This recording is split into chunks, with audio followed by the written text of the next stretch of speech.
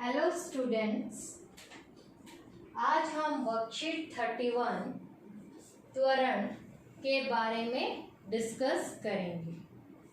अभी तक पिछले जितने भी वर्कशीट हैं उन सब में हमने पहले डिस्कस किया कि गति क्या होती है, फिर चाल क्या होती है, फिर हमने डिस्कस किया वेग क्या होता है।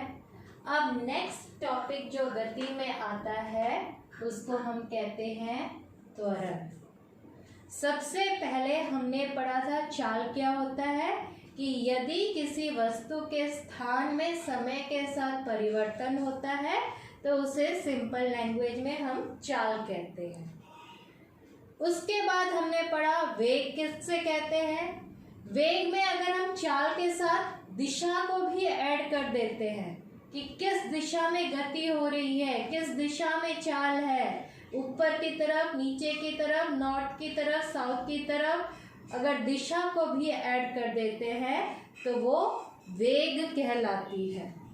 उसके बाद हमने पढ़ा था चाल और वेग दोनों के दोनों एक समान भी होते हैं और असमान भी होते हैं।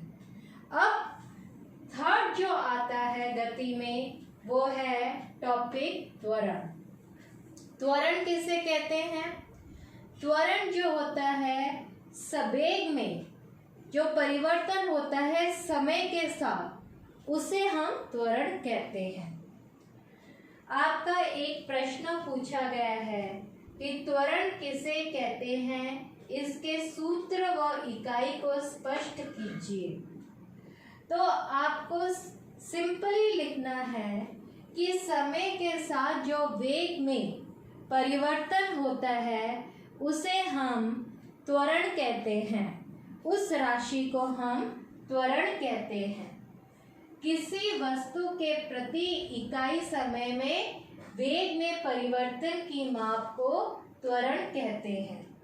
त्वरण को हम लिखते हैं ए से, क्योंकि इसे इंग्लिश में एक्सेलरेशन कहते हैं। अब त्वरण निकालने का फॉर्मूला क्या है? त्वरण अंतिम वेग, यानी कि कोई अगर गाड़ी चल रही है तो उसका अंतिम वेग क्या होगा, उसको हम माइनस कर देंगे उसके प्रारंभिक वेग। जब वो चलना शुरू हुआ उस समय उसका वेग क्या था तो उससे माइनस कर देंगे और इस चेंज के लिए उसने कितना समय लिया। हम अंतिम वेग को v से लिखते हैं, प्रारंभिक वेग को u से लिखते हैं और समय को t से लिखते हैं। तो आपका a जो है वो इक्वल हो जाता है v minus you upon T, यानी कि अंतिम वेग माइनस फाइनल वेग अपॉन टी। अब देखिए, एक गाड़ी मान लीजिए रुकी हुई है तो वो चलना शुरू करती है और 5 सेकंड में वो 5 मीटर प्रति सेकंड चलना शुरू कर देती है। तो उसका प्रारंभिक वेग क्या होगा? वो तो खड़ी हुई थी, रुकी हुई थी, तो उसका प्रारंभिक वेग होगा 0 मीटर पर सेकंड और उसका अंतिम वेग कितना होगा? 5 मीटर पर प्रति सेकंड। और उसके लिए मान लीजिए उसने समय लिया है 5 सेकंड, तो हमें क्या करना होगा? 5 माइनस 0 अपॉन बटे में 5, क्योंकि उसने 5 सेकंड समय लिया है। तो हमारा उत्तर आ जाएगा 1 मीटर पर सेकंड स्क्वायर। अब है कि इसकी एसआई मात्रक क्या है त्वरण का? त्वरण का एसआई मात्रक होता है मीटर पर सेकंड स्क्वायर। अब ये कैसे आया? ये है मीटर पर सेकंड, ये भी है मीटर पर सेकंड, क्योंकि वेग का मात्रक है मीटर पर सेकंड और समय का भी सेकंड है। तो इसको हम माइनस जो करेंगे उसका उत्तर होगा मीटर पर सेकंड और यहाँ पर भी सेकंड है, तो मीटर पर सेकंड स्क्वायर, जिसको हम ऐसे लिख सकते हैं। अगर हम सेकंड स्क्वायर को ऊपर ले जाएंगे तो यहाँ पर माइनस का निशान आ जाएगा। तो ऐसे करके हमने इसका SI मात्रा निकाला है। तो फाइनली त्वरण क्या होता है? वेग में परिवर्तन, और वेग में परिवर्तन के लिए उसने कितना समय लिया है। ठीक है। उसके बाद है त्वरण जो है उसको हम दो प्रकार में बांट सकते हैं, एक धनात्मक, एक ऋणात्मक।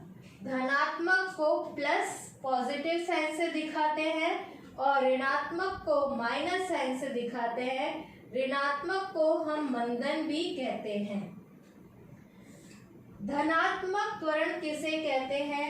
अगर हम मैथमेटिकल टर्म में देखें तो अगर अंतिम वेग v प्रारंभिक वेग से ज्यादा होगा तो हमारा आंसर हमेशा प्लस में आएगा, और ऋणात्मक त्वरण के लिए अगर अंतिम वेग प्रारंभिक वेग से कम होगा तो आंसर हमारे माइनस में आएगा। ये आपने मैथ्स में पढ़ा होगा।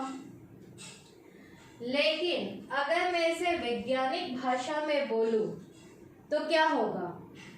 धनात्मक के लिए एक रुकी हुई बस चलना शुरू कर देती है तो उसका त्वरण जो है हमेशा प्लस में आएगा। उदाहरण के लिए लीजिए कि अगर उसने रुकी हुई थी तो उसका प्रारंभिक वेग 0 मीटर पर सेकेंड था।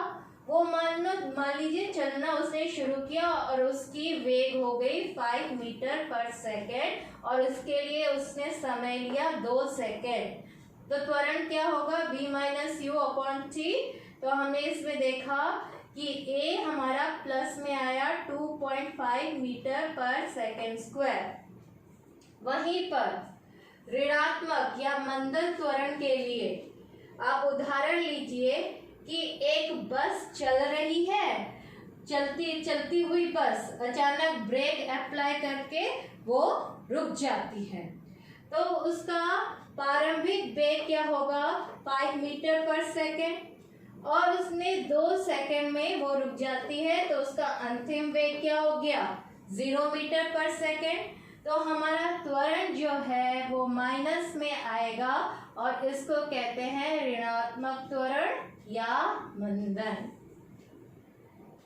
अब है आपका क्वेश्चन भी पूछा गया है और हमारा नेक्स्ट सब टॉपिक है कि ए जो त्वरण होते हैं वो चाल और वेग की तरह एक समान त्वरण भी होते हैं और असमान त्वरण भी होते हैं। एक समान और असमान त्वरण को वेग समय ग्राफ द्वारा स्पष्ट कीजिए, यह प्रश्न भी पूछा गया है। तो एक समान त्वरण में अगर कोई वस्तु चल रही है और उसका वेग जो है समान रूप से समय के साथ बढ़ रहा है या घट रहा है तो उसको हम कहते हैं एक समान त्वरण। अगर आप देखोगे ये ग्राफ बनाया हुआ है, 1 सेकेंड में पहले तो ये 4 मीटर चला, फिर 2 सेकेंड में फिर वो चला 8 मीटर, फिर 3 सेकेंड में वो चला 12 मीटर और 4 सेकेंड में चला 16 मीटर। तो 1 सेकेंड की अवधि में 4 मीटर वो चल रहा है। तो ये जो है एक समान त्वरण का उदाहरण है। और एक उदाहरण लीजिए, अगर आप एक ऊपर से पत्थर गिराते हैं तो समय के साथ उसका त्वरण जो है बढ़ता जाता है और जब वो पत्थर नीचे गिरता है तो आवाज आती है और एक गड्ढा बन जाता है, क्योंकि उसका त्वरण जो है बढ़ता जा रहा है समय के साथ एक समान। उसके बाद है असमान त्वरण। असमान त्वरण में समय अवधि, एक समान समय अवधि में जो वेग है वो असमान रूप से बढ़ता या घटता है। देखिए यहाँ पर वो 1 सेकेंड में चल रहा है 9 के पास, फिर 2 सेकेंड में वो पहुंच गया 24 के पास, 3 सेकेंड में वो पहुंच रहा है 40 के पास। तो यहाँ पर समय एक एक सेकंड बढ़ रहा है, लेकिन उस हिसाब से मीटर जो है वो अलग अलग बढ़ रहे हैं। तो ये दिखा रहा है और यहाँ पर थोड़ा सा घटना भी हो रहा है, तो ये असमान त्वरण को दिखाता है। इसका उदाहरण सबसे अच्छा उदाहरण है कि कोई भी वाहन अगर एक लंबी दूरी के रास्ते में जा रहा है तो वो हमेशा तो एक समान वेग से नहीं चल पाएगा। कभी वो ट्रैफिक लाइट आती है तो रुकेगा, भीड़ है, बाजार है तो भी रुकेगा, और जब पूरा खाली रास्ता है तो वो पूरे स्पीड से भगाएगा। तो ये जो उदाहरण है वो असमान त्वरण को स्पष्ट करता है। उसके बाद आपको 2 प्रश्न पूछे गए हैं न्यूमेरिकल्स। पहला है कि एक हवाई जहाज जो है वो 30 सेकंड में 200 मीटर पर सेकंड में चलता है, तो उसका त्वरण ज्ञात कीजिए। 30 सेकंड में वो हवाई जहाज 200 मीटर का वेग प्राप्त कर लेता है, यानी कि हमें अंतिम वेग दे दिया गया है 200 मीटर पर सेकंड। तो प्रारंभिक वेग क्या होगा? 0 मीटर पर सेकंड, यानी कि हवाई जहाज खड़ी हुई थी और उसने चलना शुरू किया। तो हमें समय पता है, अंतिम वेग पता है, प्रारंभिक वेग पता है, हम फॉर्मूले में पुट कर देंगे तो हमारा आंसर आ जाएगा 6.7 मीटर पर सेकेंड स्क्वायर। अब है नेक्स्ट प्रश्न।